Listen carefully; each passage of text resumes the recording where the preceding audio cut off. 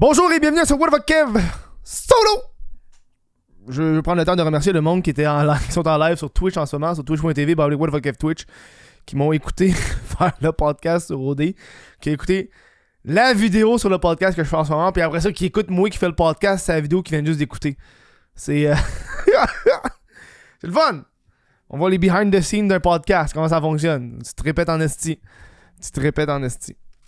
Avant de commencer, de débuter ce fabuleux podcast sur les téléréalités, je trouvais que c'était le meilleur moment de parler de téléréalité, surtout cette fameuse téléréalité japonaise. Vous pouvez m'encourager, les projets. La meilleure façon de me supporter pour de vrai, c'est via patreon.com/whatthefuckkev. Vous pouvez donner 1,50$ par mois, man. Honnêtement, 1,50$ par mois, ça fait une hostie différente. 1,50$ par mois, 10 personnes, c'est quand même 10,50$.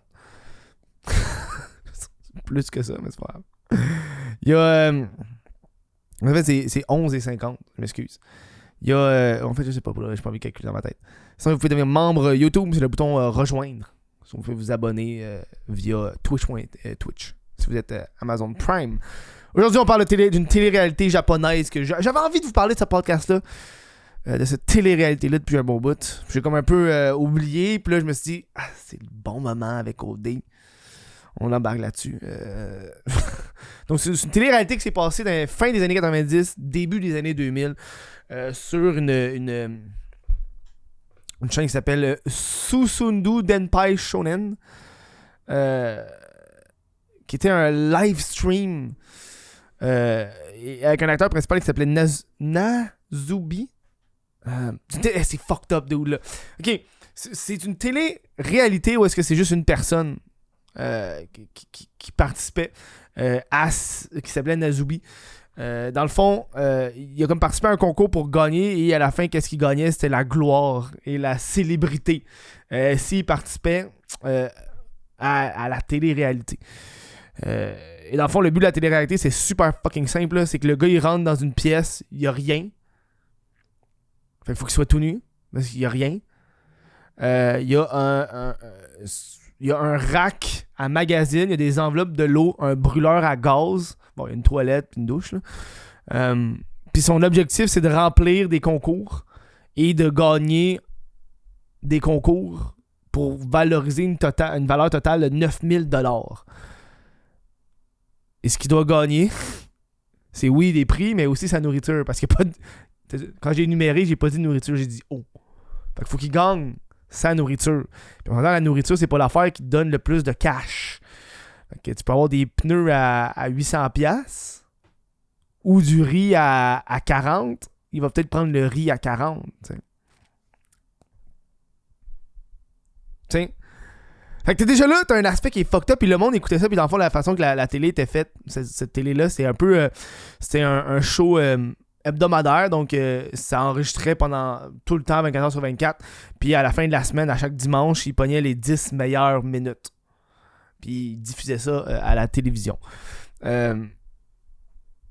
sais, puis c'est fucked up que ça s'est passé, mais parce que je viens d'écouter la vidéo, puis dans la vidéo, tu le vois, le gars, là, ça se passe, c'est dans les années 80, fin des 90, début 2000. Il fait comme pitié en tabarnak, man, il est tout nu. Puis évidemment, le gars, il se met tout nu. La première affaire qu'il fait, c'est qu'il décide, yo, faut que je me vêtisse. Fait qu'il a comme... Il a passé un bon moment à essayer de participer pour gagner un apron, puis il a juste pas réussi. Puis il s'est dit, ok, man, là, faut que j'arrête d'essayer de me vêtir, puis faut que je me nourrisse. Puis le premier prix qu'il a gagné,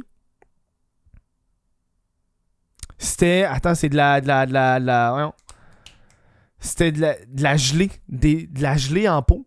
Fait qu'il a comme mangé ça. Parce que le gars, ça faisait un esti de bout qu'il avait rien mangé. Il avait rien mangé, il commençait à avoir faim. Il y a quelqu'un qui a cogné chez lui. Ben, à ce genre d'appart, c'était un livreur qui avait pas la bonne affaire. Fait qu'il a quand même pris les ramen. Il a mangé des ramen, mais après ça, il n'y avait plus de bouffe. Fait qu'il a gagné de la gelée, esti. De la fibre de gelée.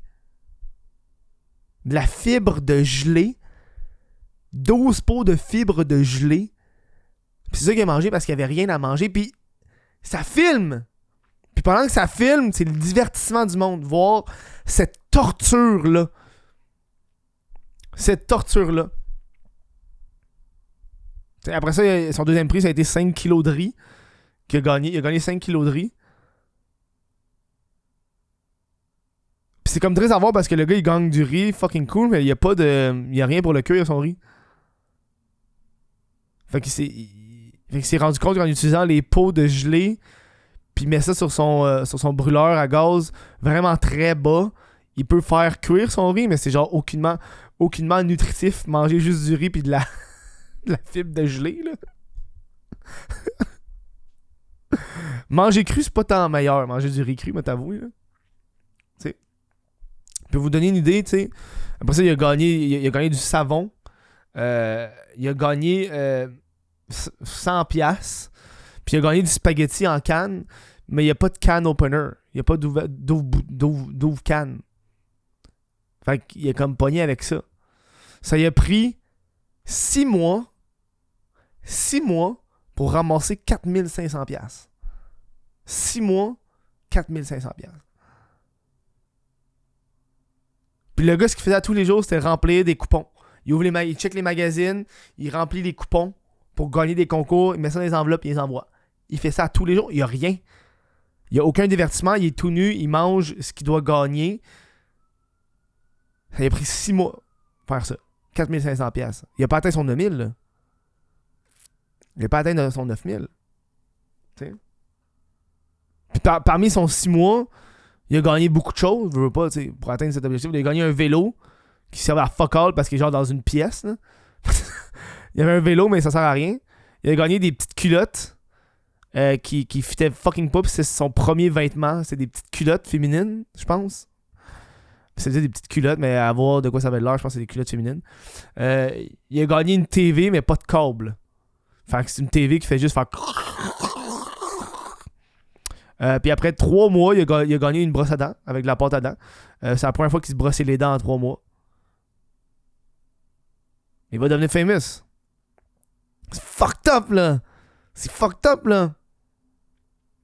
Tu sais. Puis c'est à ce moment-là parce que, ok, après 6 mois où est-ce que ce show-là était devenu tellement populaire. Pour vous donner une idée, là, les codes d'écoute de ce show-là, c'était quelque chose, attends, je l'ai écrit, là, c'était 17 millions de codes d'écoute. Et je l'ai écrit, mais je le vois plus. C'était 17 millions de codes d'écoute. Puis, tenez, l'épisode de Game of Thrones qui a eu le plus de codes d'écoute, c'est 16,5 millions. Fait qu'on s'entend qu'Occupation Double avec 600 000 de codes d'écoute, c'est rien, là. 17 millions de codes d'écoute pour cette affaire-là. Et là, qu'est-ce qui est arrivé, c'est qu'évidemment, les compagnies de Vangreedy, ça devient super populaire. Et là, les nouvelles, la population a commencé à trouver où est-ce qu'il était, Nasubi. Et là, la production a décidé, on va te prendre. Pendant la nuit, ils l'ont réveillé, on dit, on te déménage. Parce qu'on veut que ça reste. Fait qu'ils l'ont déménagé, ils ont tout amené les affaires avec lui. Ils ont bandé les yeux, ils l'ont déménagé dans une autre pièce qui était comme semblable, même affaire. Et là, c'est là qu'ils se sont dit, ok, tant qu'à le déménager, on va essayer d'en profiter le plus possible. Fait qu'ils ont fait un. Là, ils sont embarqués dans le live stream, le direct. 24h sur 24. Tu peux l'écouter en direct sur Internet, 24h sur 24. Voir un homme descendre à la démence. Un homme tomber dans. Fucked up. C'est fucked up. Tu sais? Tu as pris un autre 3 mois pour gagner le 3/4 de l'argent du 9000$. Un autre 3 mois par la suite. Il a comme gagné plein d'affaires. Là. Il a gagné genre des pneus, il a gagné des billets pour aller voir les Spice Girls. Il a gagné des VHS. Parce qu'il devait s'inscrire à tout. Fallait qu'il s'inscrive à tout parce qu'il fallait qu'il ramasse de l'argent. Tu sais? Il y a une semaine où est-ce qu'il n'y avait rien à manger parce qu'il ne veut pas sa source de nourriture, il faut qu'il la gagne en concours. Puis il y avait une semaine où est-ce qu'il a comme pas gagné de nourriture. Fait qu'il n'y avait rien à manger. Évidemment, la production s'est dit, gars, il n'y a rien à manger, faut pas qu'on l'aide. Faut pas qu'on l'aide. Parce que ça va comme changer la gamme du jeu. Fait qu'ils ont juste décidé de leur déménager encore parce qu'ils disent, si on change de pièce, si on change d'endroit, peut-être qu'il va avoir plus de chance. Faut pas trop l'aider, là. Puis... c'est fucked up parce qu'il y a vraiment eu plus de chance en... Puis man, c'était la télé... Ça jouait à TV, man. Le monde écoutait ça. 17 millions de codes d'écoute, tabarnak, là. Le monde écoutait ça. Il a gagné de la bouffe à chien, fait qu'il devait manger de la bouffe à chien parce qu'il y avait rien d'autre à manger. Fait qu'il mange de la bouffe à chien. Tu sais. Il a gagné une PlayStation. Puis quand il a gagné sa PlayStation, il a joué pendant 4 jours non-stop. Parce qu'il faut... Il n'y avait aucun divertissement. Ça fait plus de 6 mois qu'il n'y a pas de divertissement. Il fait juste se lever. Puis il remplit des concours. Il a joué 4 jours straight. Puis il a décidé d'arrêter de jouer puis de bannir la télévision puis la PlayStation parce qu'il s'est dit je perds tout mon temps. Puis je participe plus à aucun concours pour sortir. Tu sais? Ça lui a pris 335 jours pour compléter le 9000 $. 335 jours, quasiment un an. Pour compléter finalement son 9000 $. Il a gagné. Gagné. Tout le kit. Yes, il a gagné. Bam! Mais avec la popularité de cette émission-là, il pouvait pas le laisser partir de même, là. Puis c'est là que ça devient fucked up, dude. Tu pensais que c'était fucked up il y a 2 minutes? C'est là que ça devient fucked up. Il pouvait pas le laisser partir comme ça, genre. Chris. Ouais, non, il est ben trop populaire, là. Nazubi, là. Non. Mais vas-y, t'as gagné. Parfait. Puis, 335 jours, il était tout nu tout le long, là. Il n'y a pas eu d'habillement, il n'y a rien eu, là. Ils l'ont habillé, ils l'ont emmené en Corée. Ils ont dit, gars, have fun. Ils l'ont fait faire des manèges, tout le kit.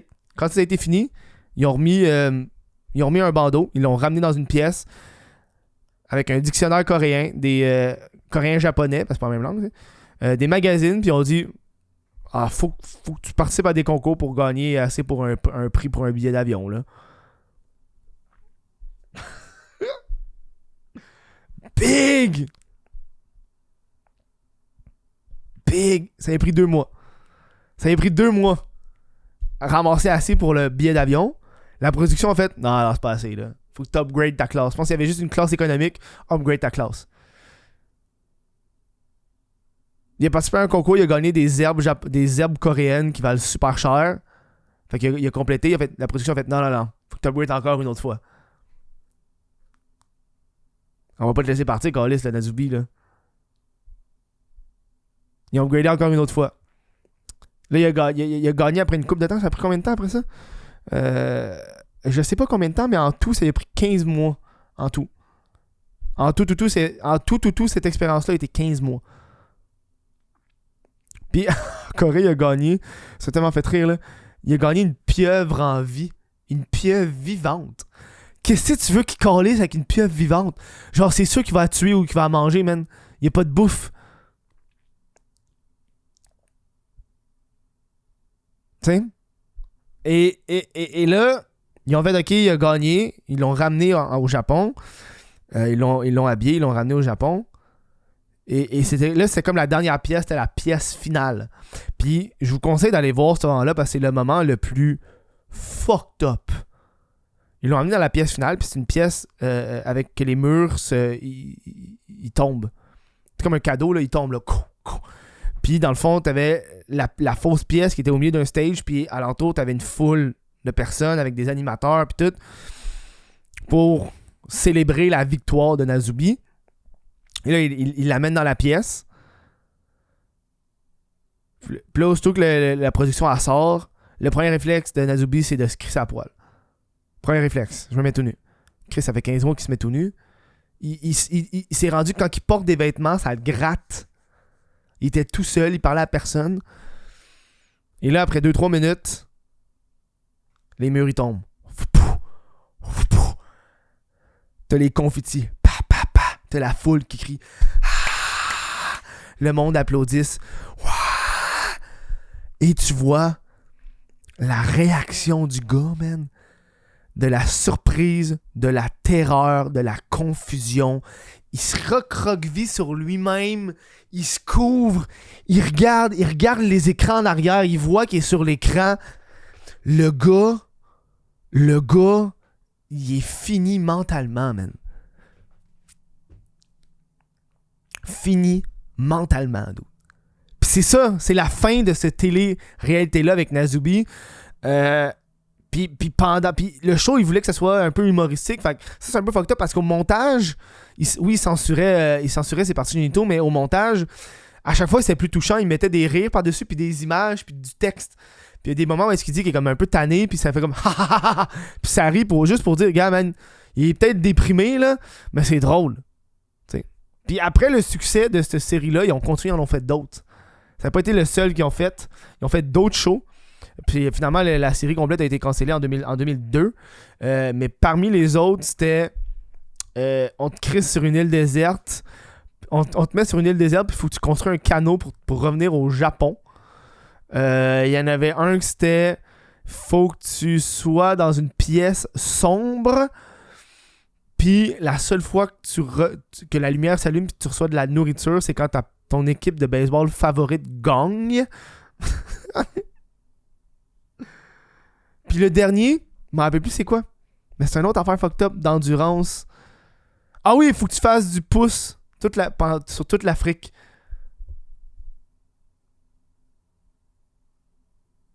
Et c'est cette télé-réalité japonaise la plus fucked up au monde.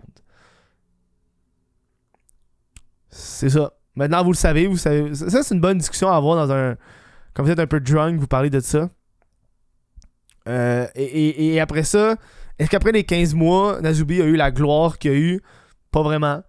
Il y a eu beaucoup de traumatisme. Il y a eu des petits rôles dans des films. Sans plus, il a écrit un genre de livre, mais dans le fond, il a noté, c'est son journal. C'est le journal de Nazubi. Fait qu'il a comme noté un peu tout ce qui se passait. Pis ça, il l'a juste en japonais, là, mais je serais curieux de le lire. Là. Genre voir qu'est-ce qui se passait dans la tête de ce gars-là, man. Qui a vécu de l'isolement, mais de l'isolement devant le public. Dude, c'est un fucking genre Truman Show, mais de la torture. Man. Et voilà. C'était ce podcast sur cette télé-réalité japonaise la plus bizarre au monde. Si t'as apprécié ce podcast-là, partage-le.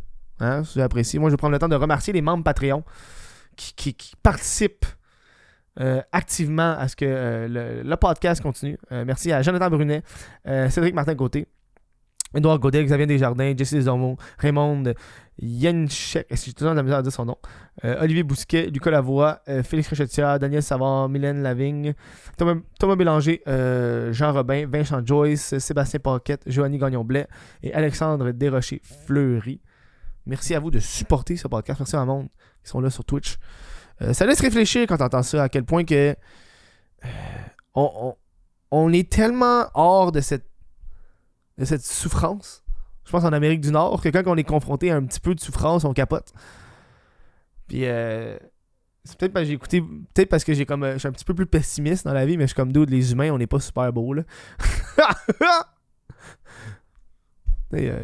Ça fait même pas 100 ans qu'on a eu un des plus gros génocides là. On se calme là.